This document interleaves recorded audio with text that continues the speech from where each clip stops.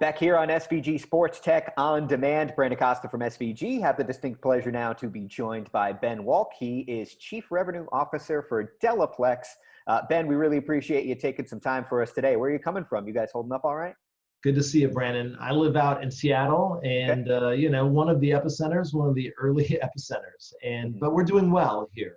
delaPlex as a company is very accustomed to working from home and remote work environments, so it's not a big change.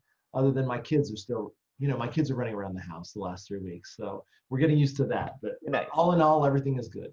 Very good. Glad to hear it. Yeah, as you said, you guys are kind of familiar with this environment, or at least what it takes to succeed in this environment as a company that specializes in software solutions for the broadcast industry.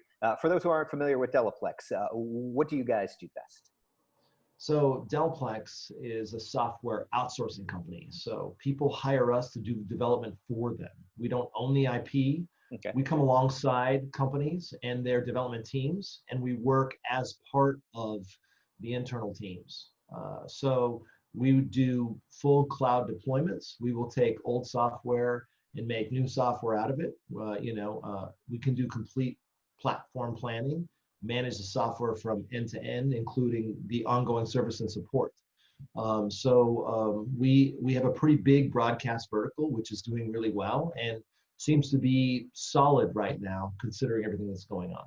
Okay, well, that's very good to hear. What are some of the new products or services that you guys are offering as a company that you feel fit, whether it's a current environment or just the sports broadcasting community in general? What are some of the solutions that everyone should know about? So, what I see is from vendors. Vendors tend to need help sometimes. Sometimes vendors rely heavily on contractors. Sometimes it's just maybe the UI work on a platform. They'll keep the platform and back-end development in-house, but they really want help on the UI side, maybe also with integrating with other pieces of software. So we tend to come in those situations. There's a lot of broadcasters who tend to have legacy software, and they don't have the resources to be able to rewrite the entire platform. Or if you have software that you want to create a cloud-based version of, that typically is a start from scratch type of scenario. So we've done many of those type of cloud deployments. We've transitioned license-based software into mobile applications so that they can run on iOS and Android. We do end-to-end, so we can do back-end development. We're big on database, as I mentioned, big on UI. We've done full API development as well. Okay. Now you mentioned the company itself is very familiar with having its staff work from home, but what has changed? In what ways has the company needed to respond to the pandemic that we're in right now? Whether that's internal operations or your relationships with your clients, how have you changed what you do in order to adapt to this time right now? Yeah, that's a great question. So a little additional background. We have multiple verticals in the company. We work in hospitality and medical, in fintech, and in broadcast. And obviously the hospitality business has taken a big hit. Sure. We are very diverse as a company, so we've managed to remain very solid with our customer base. What I've been nonstop 12, 14 hours a day over the last 2-3 weeks has been creating business continuity strategies for ourselves, but also for our customers. Everyone's trying to figure out how many cost savings measures they're going to have to go through and how that's going to affect their deliverables. They're also concerned about things like QA and test, which typically happens in a building on-prem. They need to be able to continue their QA and test. So we're building contingency plans for our customer base.